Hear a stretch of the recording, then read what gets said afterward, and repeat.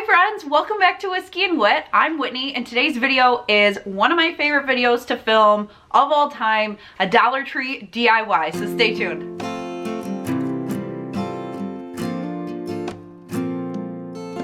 Now, as I was going around the Dollar Tree recently, I saw a lot of things that were very farmhouse inspired, and then also it's like a Valentine's Day explosion there. So I was really inspired by both sides. I'm gonna show you 3 different DIYs that I did that are all part of the farmhouse motif, but they're definitely Valentine's Day. Some of these things you could totally use year round. You could use for Christmas. You could change up the colors.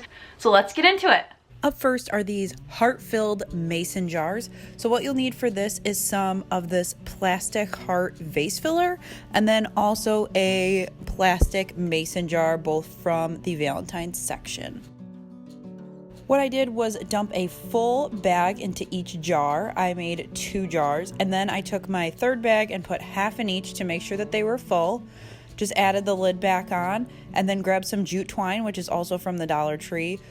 Put it around a few times and just tied it in a bow. These are so stinking easy, you guys, but they can add so much to your tiered trays, to a little area on your table with a candle. There's a lot of different things that you can do with it, but it is so cute and so easy to make to add farmhouse Valentine's decor. Up next is this DIY pom-pom and ribbon wreath I used to spice up my mantle. So I grabbed 2 different colors of yarn from Joann's. Now, some Dollar Trees sell yarn, so if yours has it, you can go ahead and grab it from there. This wasn't expensive. It was probably $2.99 each, and with how many pom-poms I made, it was super affordable. So the first thing you're going to want to do is get about an 8-inch piece of yarn. Make a peace sign and put the string in between your fingers. Now put it behind your last 2 remaining fingers, just so then it's out of the way. Then you're going to take the yarn and start wrapping. You're going to wrap it around your hand 75 times. 75 times. I know it seems like a lot, but I cranked these out one night watching Netflix. Once you do this 75 times, you're going to snip the yarn and then start pulling it out, so then the yarn is in between your 2 top fingers and 2 bottom fingers. So you can go ahead and pull it out, so then that way it stayed out of the way, but then you go ahead and pull it, so then that way it is around the outside of that bunch of yarn. Before you pull it off your hands, you're going to want to tie a knot. You're not going to be able to tighten it because it won't come off your hands if you tighten it, but you can get it tight enough so that it keeps the yarn together. Then go ahead and slide it off your hand. Tie that knot super tight and then tie it again so it all stays in place. This is such a simple process once you get the hang of it, and you don't need cardboard templates or pom-pom makers that they sell on Amazon for 10 bucks. You can do it with your hands. Once you tie it tight, go around the outside and cut the loops in half so then it turns into a pom-pom. Make sure that you catch all the loops, give it a shake, and then I started trimming it just like you're trimming hair. You're going to find that some of your loops don't get cut once you shake it, so then you're going to continue to cut those until all of your pieces are free.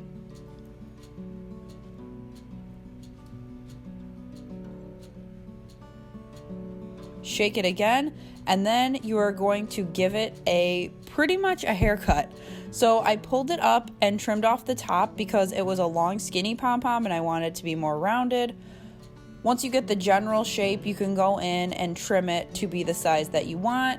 Some people like it more ragged, so it looks handmade. Other people like it more uniform, so it's really up to you, whatever you would like to do to get your pom-poms looking the way that you want them to look. Once I was done with one, I kept going. I made 8 of each color. And then it was time to hang it on my mantle. So I started with the white, and the reason I didn't do one red and white strand was so I could use them for different times of the year. Now you're going to take those 2 remaining tails, tie them on, and then snip them at the ends, and it's that simple. Now the nice thing about creating your garland with the little tails is that you can slide it around. So if you want them to be in between, if you want to move them around, you're able to do that with the tying method that way. The next thing I did was hook up some jute twine to my mantle, and then I tied some Dollar Tree burlap ribbon to it. Then I added some plaid and XO ribbons to give it a subtle Valentine's Day nod. I just interspersed them with a pattern that I liked, and it turned out so good.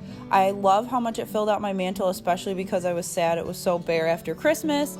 I love how this turned out, and I can use these so many different times of the year. And finally, my favorite, this All of Me Loves All of You sign transformation. So I started with this Happy Valentine's Day sign. I cut off the hanger, and then I took off this Valentine's burlap chipboard piece. Now you're gonna have to push it just enough so that it starts loosening. You're gonna feel like you're gonna break it, but go ahead and don't push it like the Hulk, but push it enough so then that way it's gonna come off. And then I took some sandpaper and worked out a little bit of that chipboard. It's not gonna be perfect, but you're gonna put the sign back on, so it's no big deal. Then grab your Waverly chalk paint and give the sign 2 to 3 coats. You just want to make sure it's covered. Also cover the Valentine's burlap piece directly over the fabric, and I covered it twice. Then I cut out my stencil. This is a free printable down below and over on my Pinterest board. Cut it to size and trace over the letters on the back with a pencil. I cut the pieces apart so I could lay them out how I wanted to, and then I very, very heavily traced over the different letters so that it would transfer from the ink on the back to the chipboard piece. Once I traced everything, I went back over with the Sharpie to make it stand out. Now back to the sign. Once that's dry, you're gonna paint the buffalo check. So you're gonna start with a 1-inch piece of painter's tape, right smack dab down the center. And then I used a small piece of painter's tape to use as a guide to space out my stripes. You want them to be even, so 1 inch apart, and that's just the easiest way that I like to do it. Just use the piece of tape and you can kind of measure that way instead of having to use a ruler or a tape measure. Once you work your way from side to side with those vertical stripes, I took some Waverly chalk paint in the color ink and mixed a pretty dark gray color. This is going to depend on how dark you want those stripes on your buffalo plaid. Then I went through and painted all of the vertical stripes that gray color. You're going to want to make sure that you let it completely dry. With this project, you don't want to rush it because it could pull it up off the sign or it could smear your lines. So be careful, take your time. This was a weekend project for me. Once everything is dry, you're going to want to go ahead and peel off that first coat of painter's tape to reveal your vertical stripes. If it looks like this, you're on the right track. I've had times where I've peeled it off and it's bled, so make sure your tape is pushed down all the way. Now you're going to repeat the same thing but horizontally and give it a coat of gray paint. Once that gray dries, you're going to want to put tape on top of this painter's tape, so don't peel that second coat off. And you're going to put this right on top of where that painter's tape was for the first go around, and then paint the squares with black. Then once that's completely dry, this is the best part, pulling it off and revealing your plaid design. The hard part's over with. All I did was add a bow. That was ribbon that I had, but you could add whatever color that you want. I hot glued that on, and then I also hot glued on my All of Me Loves All of You sign and added some jute twine so I could hang it up.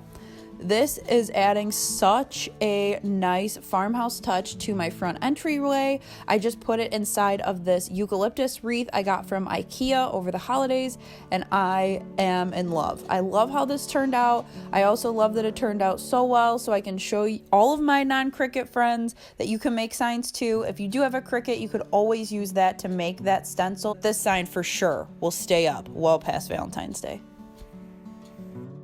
I hope this video inspired you to grab some items at the Dollar Tree and get to DIYing. If it did, be sure to share your photos online. Instagram is where I hang out most of the time, Whiskey and Whit. Be sure to follow me, and I share all the things that go on in between the videos. Be sure to hit subscribe too so you don't miss any of my future videos, and I will see you guys in the next one. Bye!